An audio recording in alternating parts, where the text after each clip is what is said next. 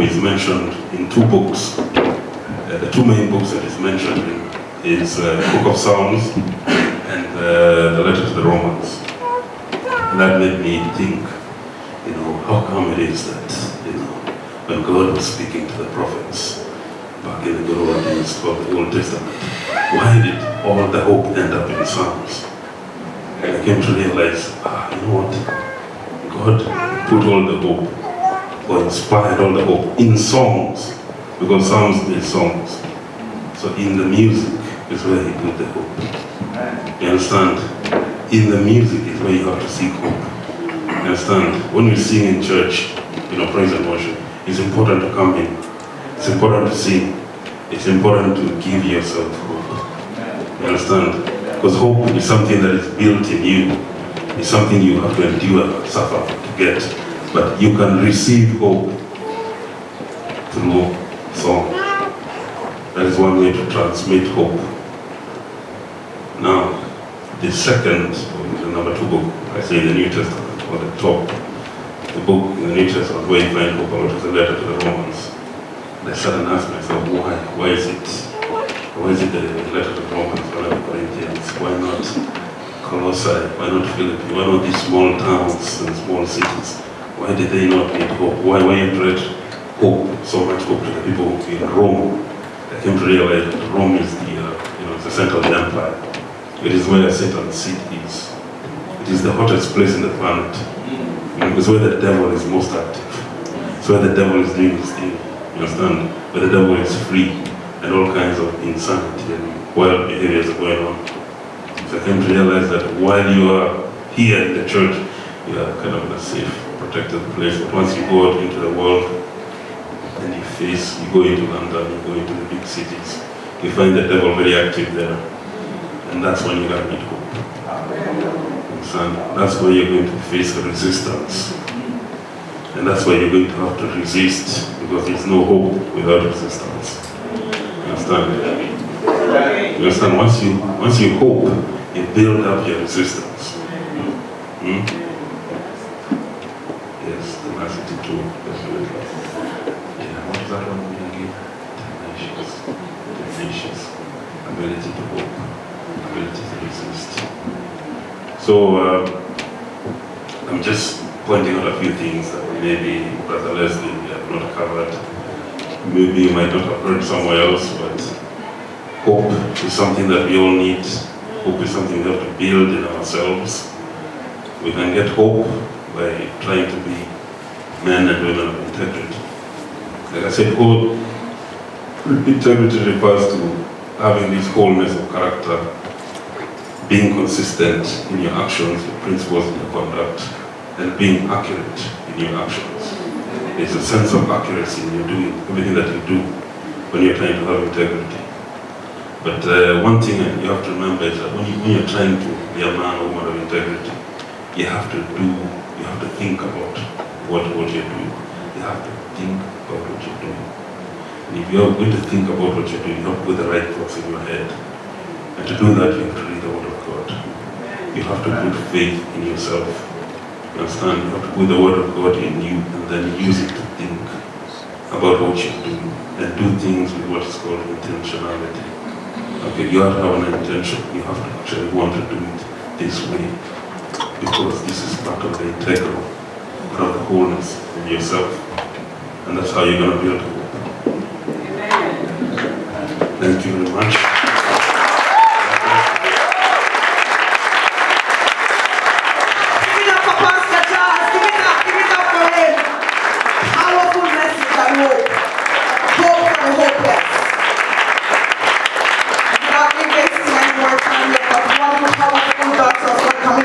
A powerful message. She's just going to put the icing on the cake. Give it up for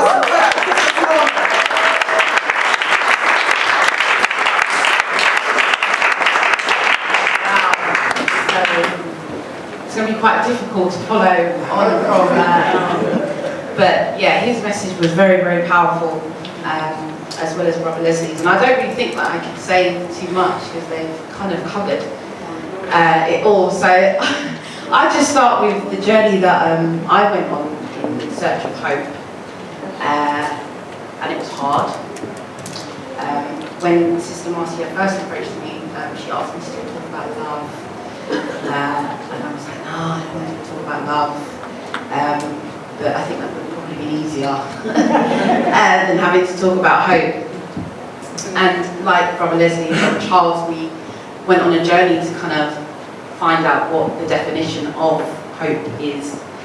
And as they said already, it's a feeling of expectation or desire for a particular thing. And I thought, okay, well, there's many things that we hope for. And I suppose that some of us hope for a lot of things in terms of like a worldly view. I hope to buy this house, I hope to have a car, I hope for all these things, but that's not what biblical hope is. So I thought, well, do I go on this journey talking about me as a person and what my desires of hope really are, because that's real to me. And I did do that, and then I came, it was a journey of self-discovery, because I kept calling my mum, hope. Like, every time I find hope, every time I look at hope, I see faith. Like, they're so interrelated. Like, can't we just separate the two? But you can't separate the two. Without hope, you can't have faith. And without faith, you wouldn't be able to have hope. And the more that mine's going to be quite short, because Leslie and Charles done a fantastic job, but it was more of a revelation for myself, the journey that I went on.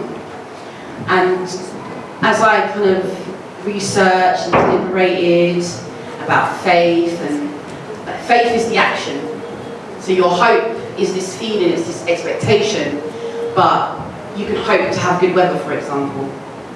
You have no control over the weather. Yeah, so it doesn't really warrant much feeling. There's no effort on your part to do anything. There's nothing you can do.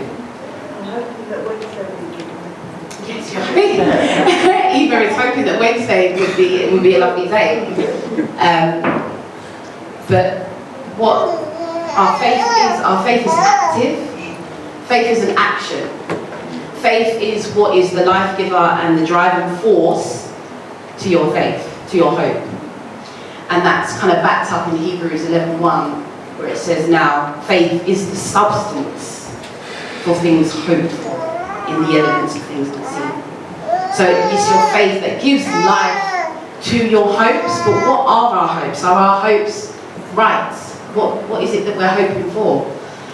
So as I went on this journey of what is hope about, I actually come to the realization for me and in my journey, and it might be for some of us here as well, is not so much what is hope, but who is hope.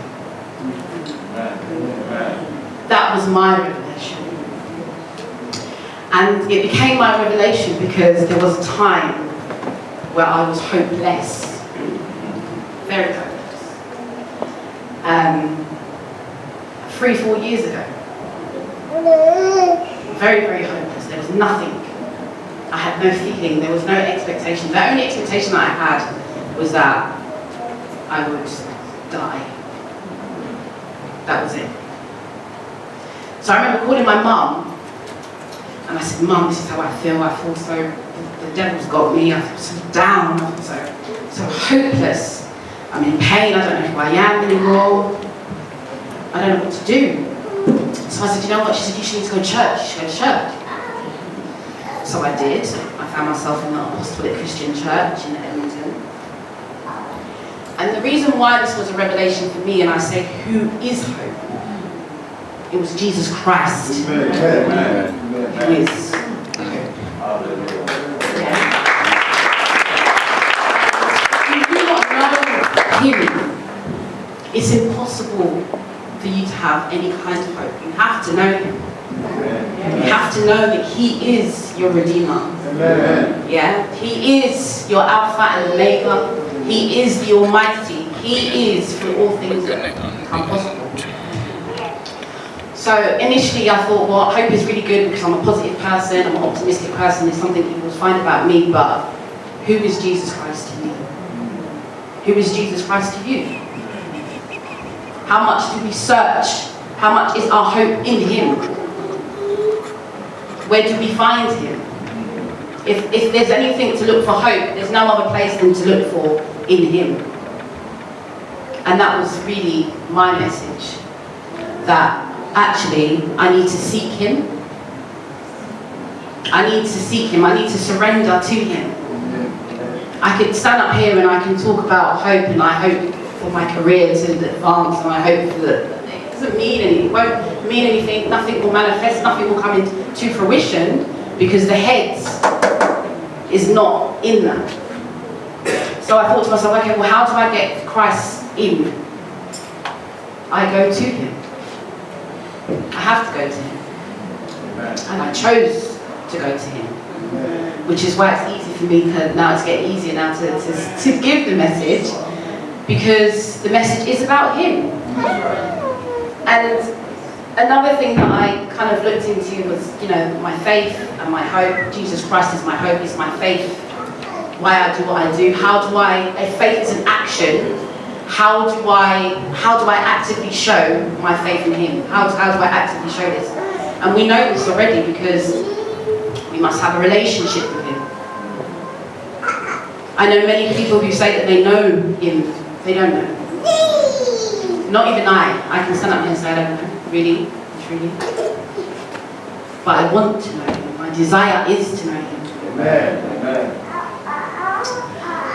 So I continued to read the word, and as I was speaking to my mum, and we went back and forth, this was my revelation, wasn't it, Mum? Okay, Mum, for me, it's not what hope is, but who hope is. So now that we hopeful stems from a state of mind, everyone says we have to have this Christ-like mind. We have to be Christ-like. It is a mindset. Sometimes we feel that we hear all what Christ has done, and sometimes we feel that it was for that time, in that part. But actually, it's not. It's for us. It's for us now. And faith is action. In James 2:26 it says, "For as the body without the spirit is dead, so faith without works is also dead." So I have to actively work on my faith because I have Christ in me. That's the only hope that we need. That's the only message that I have to give. The only hope that you actually need is Christ. So hope in him. And as we continue to deliberate over hope and faith, the two are married, as we know. They're married, they're husband and wife, they're intimately related. And I made a decision to walk with my faith and not by sight, to wherever that his will leads me to. And that was it. That's all for me.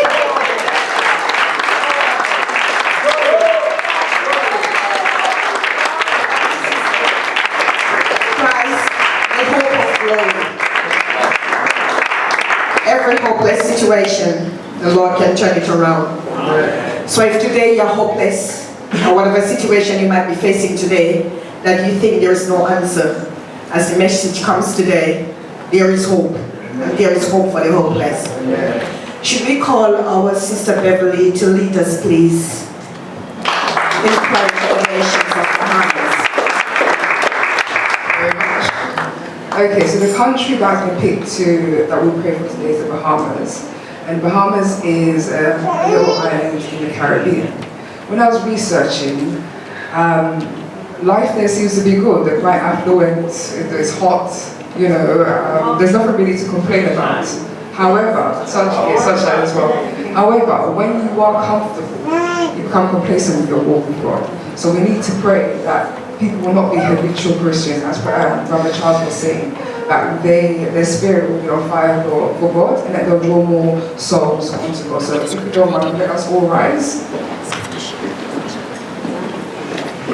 Oh, sorry, the second second point was that in that area, there is, every year they seem to have hurricanes. This is an area where that happens. So sometimes there can be a lot of devastation after the hurricane. So we're praying that this year, because we're in the hurricane season at the moment, that the hurricane will overpass with no destruction, nothing to be destroyed, and people are intact. So let's pray.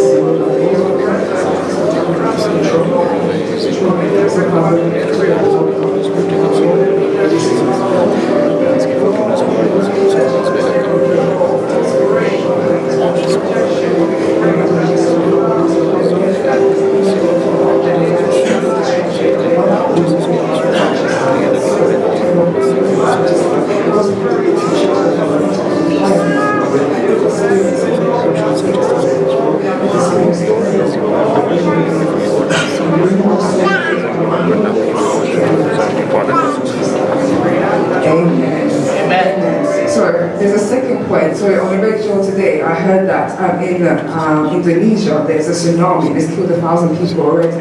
So in that situation, it's a hopeless situation.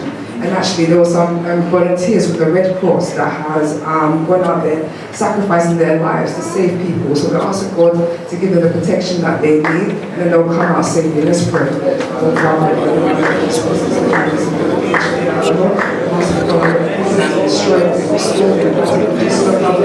People have died, but there's still hope. There's still hope. No matter what Jesus is going to those are going to sacrifice their life to protect others. One of us can say that we sacrifice our life to save others. No matter what Jesus is going to Jesus is going the way. We open up the platform so that all this people can take your Father. Jesus,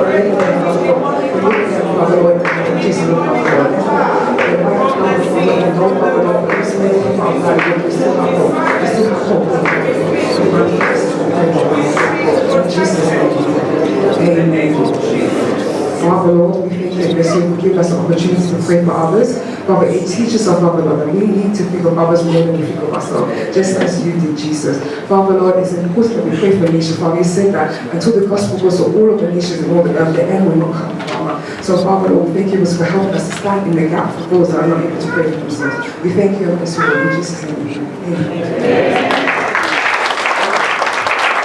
Amen. Thank you, sis. That was powerful. Should we invite Brother Samuel to the scripture reading, please?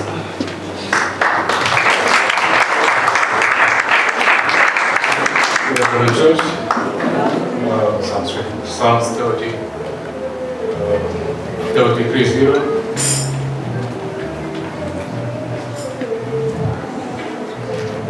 It reads, I will exalt you, Lord, for you rescued me. You refused to let my enemies triumph over me. O Lord, my God, I cried to you for help, and you restored my health. You brought me up from the grave, O Lord. You kept me from falling into the pit of death. Sing to the Lord, all you godly ones, praise his holy name. For his anger lasts only a moment, but his favor lasts a lifetime. Weeping may last through the night, but joy comes with the morning. When I was prosperous, I said, nothing can stop me now. Your favor, O Lord, made me as secure as a mountain. Then you turned away from me, and I was shattered. I cried out to you, O Lord. I begged the Lord for mercy, saying, What will you gain if I die, if I sink into the grave? Can my dust praise you? Can it tell of your faithfulness? Hear me, Lord. Have mercy on me. Help me, O Lord. You have turned my mourning into joyful dancing. You have taken away my clothes of mourning and clothed me with joy, that I might sing praises to you and not be silent. O Lord, my God, I will give you thanks forever. Amen.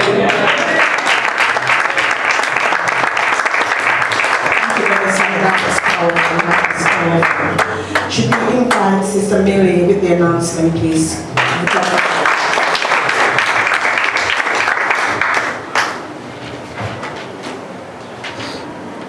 Hallelujah. Amen. Will you please be attentive to the following announcements?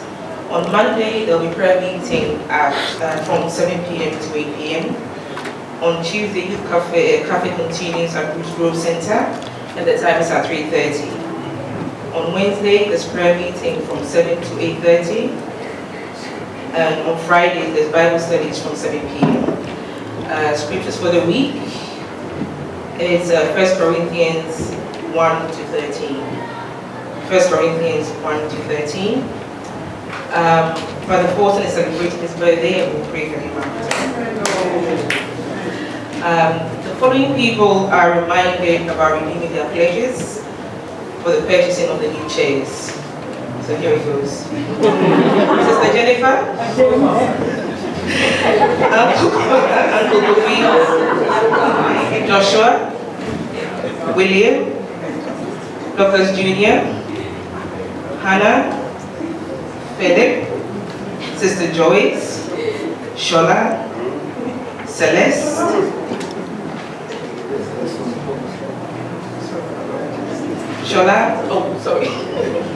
Celeste, Hagar, Sister Joyce and Leslie. We will not mention the amounts, but if you can redeem them. The next KCA meeting is on the 13th of October, and we all encouraged to attend. Sister Hannah and Brother Kofi are not feeling well, and they've had to check to pray for them. The next Women's Wing meeting will be next week after service, so we can all stay for that. Amen. We will pray. We will sing with Brother Forsyth.